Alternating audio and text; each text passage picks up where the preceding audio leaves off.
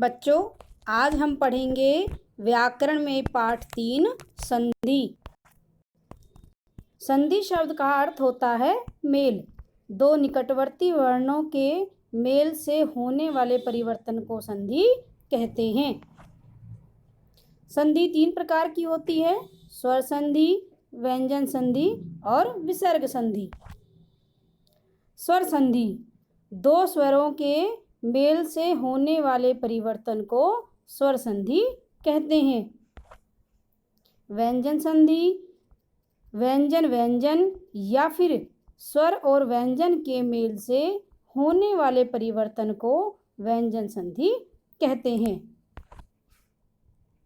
विसर्ग संधि विसर्ग का मेल किसी अन्य वर्ण के साथ होने पर जो परिवर्तन होता है उसे विसर्ग संधि कहते हैं। विसर्ग का उच्चारण है वर्ण के समान होता है। स्वर संधि 5 प्रकार की होती है। पहला दीर्घ संधि, दूसरा यण संधि, तीसरा गुण संधि, चौथा वृद्धि संधि और पांचवा अयादि संधि।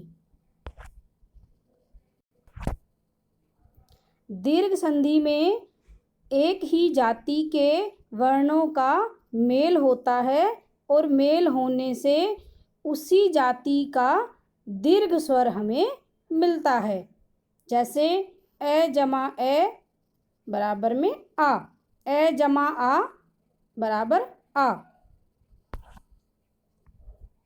गुण संधि में ए आ के बाद ई आने से वह ए में और ऊ आने से ओ में परिवर्तित हो जाता है।